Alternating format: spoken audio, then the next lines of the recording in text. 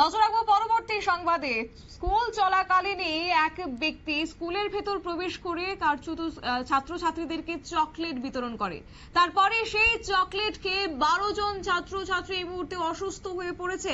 এমনই ছবি ধরা পড়েছে কোলাঘাট ব্লকের অন্তর্গত নারায়ণ পাকুড়িয়া মহেন্দ্র প্রাথমিক বিদ্যালয়ে। বহিরাগত এক ব্যক্তির কাছ থেকে চকলেট খেয়ে অসুস্থ হয়েছে প্রায় 12 জন ছাত্রছাত্রী। স্কুলের ভেতরে হঠাৎ করে সেই বহিরাগত ব্যক্তি প্রবেশ করে এবং এরপরে চকলেট দেয়।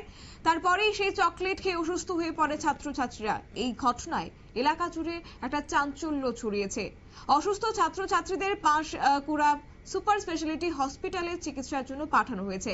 তবে প্রাথমিক চিকিৎসা করার পর ছেড়ে দেওয়া হয় ওই ছাত্রছাত্রীদের। কি রয়েছে তাদের বক্তব্য, শুনুন।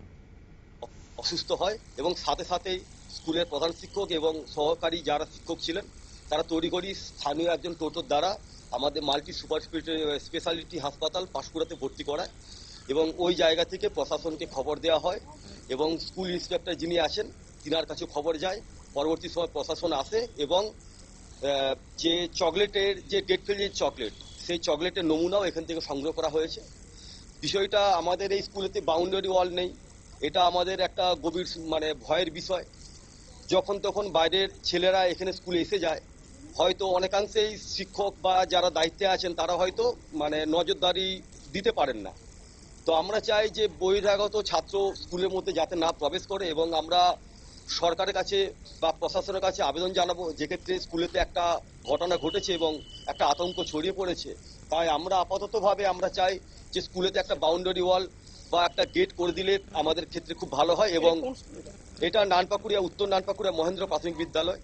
এর পাশাপাশি আমরা চাইবো যে ক্ষেত্রে আজকে হয়তো একটা ঘটনা ঘটেছে, তাতে প্রাথমিক চিকিৎসার পর বাচ্চাদেরকে ছেড়ে দিতে হয়েছে। এই ঘটনা যদি আরো যদি বেশি হতো তাহলে আমরা কোন জায়গায় থাকতাম আজকের দিনে দাঁড়িয়ে। আমাদের অ্যাকচুয়াল এখন খুব ভয়ের বিষয় হয়েছে। তো না, এখন যিনারা এসেছিলেন থানা থেকে উনারা তদন্ত করছেন। তদন্ত যত সময় না শেষ হয় আমরা তো কিছু বলতে পারবো না, কারণ এটা পুলিশের বিষয়। পুলিশ তদন্ত করছে, পুলিশের তদন্ত যখন পাবে তখন আপনারা ঠিক জেনে যাবেন। আমরা অত্যন্ত আতঙ্কিত। আমরা এই বার্তা এই ঘটনার পরে আমরা জানাতে চাই। অধিকাংশ স্কুলগুলো আছে, অনেকাংশে ওপেন স্কুলগুলো আছে, খোলামেলা স্কুলগুলো আছে।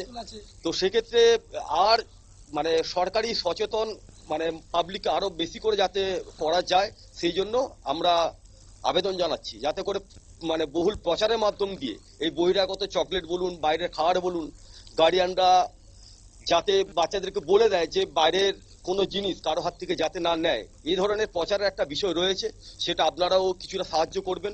আমরাও গার্ডিয়ানদেরকে কনসাস করব যাতে করে বাইরের কারো কাছ থেকে কোনো খাবার কেউ না খায়। আমার নাম পলাশ কুমার দিন্ডা।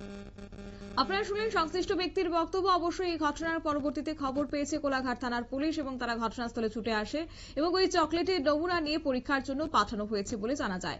তবে চকলেটের প্যাকেট দেখে অনুমান করা হচ্ছে এগুলি মেয়াদ উত্তীর্ণ চকলেট। ঘটনার তদন্ত ইতিমধ্যে কোলাঘাট থানার পুলিশ শুরু করেছে। তবে যাই হোক, স্কুলের বাউন্ডারি ওয়াল না থাকায় যথারীতি যে কোনো সময় যে কোনো ব্যক্তি প্রবেশ করছে স্কুলের ভেতর, যার কারণে ছাত্রছাত্রীদের একটা প্রাণের ভয় থেকেই যাচ্ছে এবং তাদের নিরাপত্তা সব থেকে বড় প্রশ্ন হয়ে দাঁড়াচ্ছে। তবে আগামী দিনে সরকার যেন এই বিষয়ের দিকে নজর রেখে অন্তত তাদের নিরাপত্তার ব্যবস্থার দিকটি মাথায় রেখে যেন বাউন্ডারি ওয়াল তৈরির একটা ব্যবস্থা করে দেয়, সেই বক্তব্যটা আজকে রাখলেন সংশ্লিষ্টরা। নিয়ে নিচ্ছে ছোট্ট একটি বিজ্ঞাপন বিরতি, সঙ্গে থাকুন।